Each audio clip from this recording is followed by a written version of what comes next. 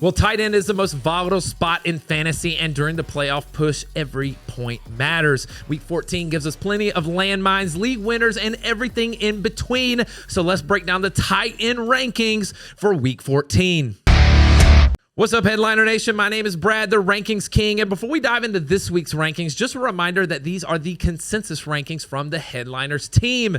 And for more detailed analysis, make sure to check out the start-sit videos from Kyle already posted this week. And if you want even more breakdowns each week in the fantasy playoffs here, join the Fantasy Headliners community by hitting that join button below. That's going to get you access to extra rankings like flex, kicker, defense, and a spot inside of our Discord. All right, we're going to jump right into our top 15 rankings. We're going to start in tier 1. We've got Trey McBride, Tyler Warren, Brock Bowers, and Travis Swift-Kelce. At number 1, we have Trey McBride, and McBride is on pace to have one of the best fantasy football seasons of all time for the tight end position. Yes, you heard me correct there. The next closest tight end this year trails him by 46 fantasy points. The dude is locked into number 1 status at this point.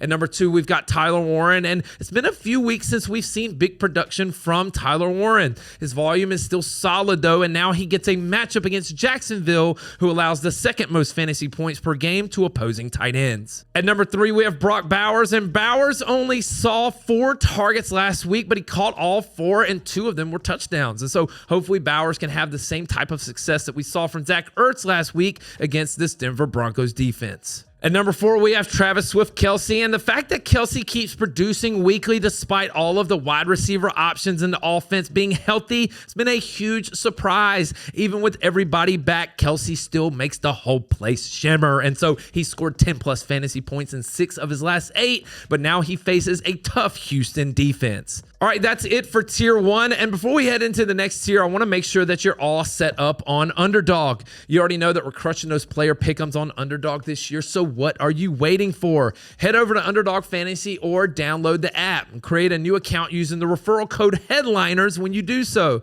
Then just make your initial deposit and come join a contest. And if you sign up with that promo code, again, it's HEADLINERS, you'll get access to all of the promos that Underdog offers weekly. And check this out, when you play your first $5, they're going to give you $100 in bonus funds. So you play 5, you get 100. It's that easy. And don't forget that Jake is also going to be breaking down the best picks weekly in our show on Fridays. So links to join are in the description, and we look forward to playing with you this week. All right, let's turn the page to tier 2. We've got Dalton Kincaid, Brenton Strange, Juwan Johnson, Zach Ertz, Kyle Pitts, and Jake Ferguson. At number 5, we have Dalton Kincaid, and he's questionable to play, but this would be the perfect matchup for him to return.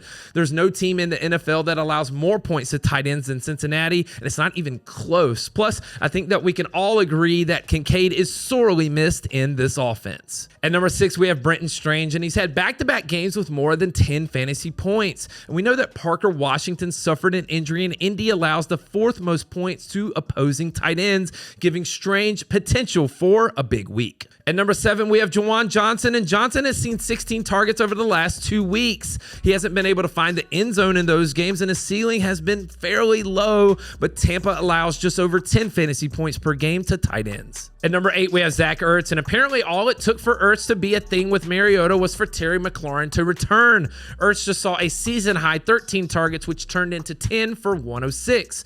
The Vikings allowed just over 11 fantasy points per game to tight ends, so let's pray that the targets remain. At number 9, we have Kyle Pitts, and if only Kyle Pitts could get 8 targets a game like we saw in week 13, it would be great. But if that happens this week, he should have a great game since Seattle allows the 5th most fantasy points per game to opposing tight ends. And at number 10, we've got Jake Ferguson, and Fergie Ferg, 5 straight weeks in single digits. Not great, but he has scored at least 8 fantasy points in 2 of his last 3. And for the tight end position, that isn't horrible at this point. And at least against Detroit, they're easier to throw on than they are to run on. All right, that's it for tier 2. Now let's move it on to tier 3. We've got Isaiah Likely, Dalton Schultz, Harold Fannin Jr., Dallas Goedert, and Aronde Gatson. At number 11, we've got Isaiah Likely, and if it wasn't for a fumble on the goal line, Isaiah Likely would have had a top 5 week. He's one of the only targets that Lamar is looking down the field for, and the Pittsburgh defense allows over 12 fantasy points per game to opposing tight ends. At number 12, we have Dalton Schultz, and this is no easy matchup for Schultz against Kansas City, but it's hard to not give him a shot based off of his volume. He's had 8+ targets in 4 of his last 5, and if he can get anywhere near that amount this week, he should once again be a top 15 tight end. At 13, we have Harold Fannin Jr., and the target share is decent. He's had 5+ targets in 7 straight, but his yardage is so low that if he doesn't score a touchdown, it's going to be hard for him to be a top 12 option. And unfortunately, there are not a lot of touchdowns to go around in Cleveland. At 14, we have Dallas Goedert, and Goedert hasn't had more than 2 receptions or 27 yards over his last 3 games, and the touchdowns have stopped and the volume has dropped. Now he gets the Chargers, who allow the 7th fewest fantasy points per game to tight ends. At number 15, we have Oronde Gadsden, and I don't know about y'all, but I had no idea that Gadsden was a magician. I mean, one minute he's there, the next minute he's gone. The bad part is he's gone for 3 straight weeks, and this matchup against Philly is going to be one of the toughest that he's had in quite some time. All right, that's it for your top 15 tight ends in week 14 in tiers 1, 2, and 3. And we've got a couple of guys on the outside looking in with Mark Andrews, Colson Loveland, Darren Waller, Cade Otton, and AJ Barner. And that's your week 14 tight ends, and every point matters now. Hey, drop your tight end start in the comments. Ask us any question that you like, and let's survive this final playoff push together. Make sure to like, subscribe, and let's lock in for a win this week. Analytics.